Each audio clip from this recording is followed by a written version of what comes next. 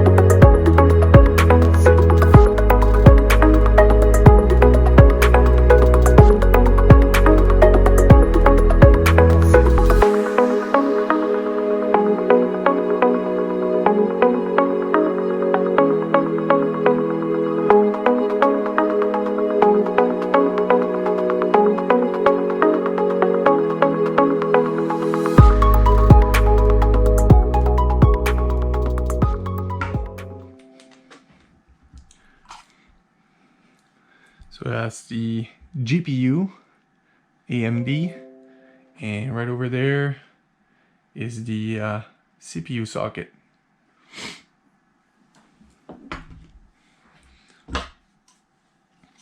So we're going to remove this CPU right here, and we're going to clean up that old thermal paste, and we're going to be applying some new thermal paste to make sure that those chips are cooled off properly.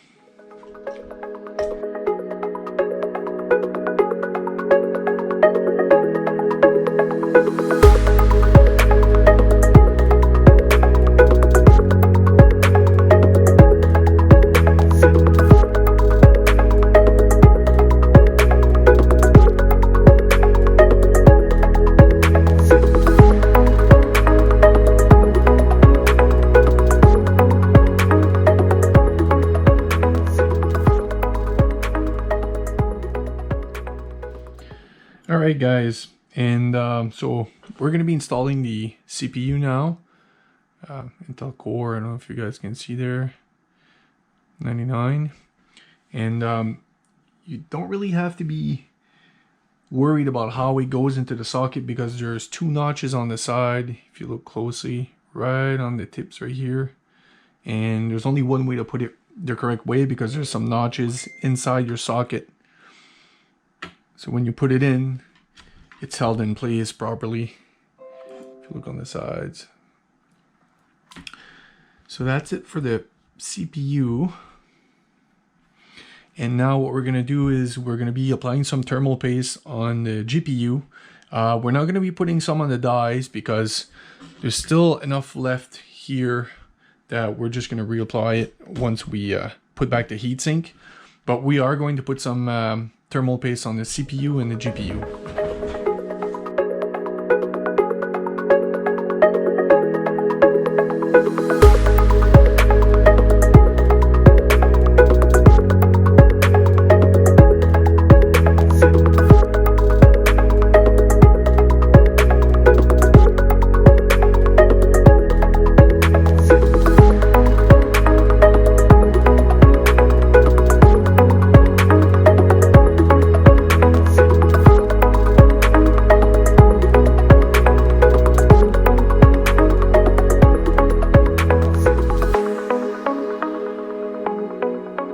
Basically, we got the processor installed. We apply back some new thermal paste. We also put some new thermal paste on the GPU, and we close everything up, put back the screws in place, and that is it. So now we are going to take our solid state drive, our heatsink cooler, or kind of cooler, I would say. Nothing crazy here, but will still help to reduce the heat. So you peel off the tape.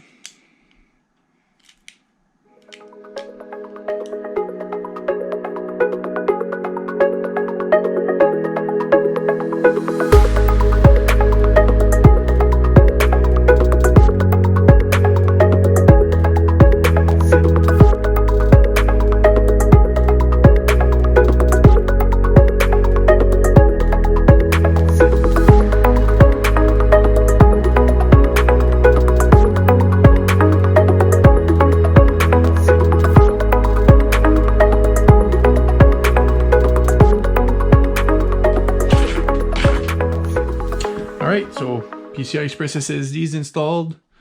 We also added the RAM, and CPU has been replaced with thermal paste, so we're good to go to put back the motherboard inside the iMac and assemble everything up.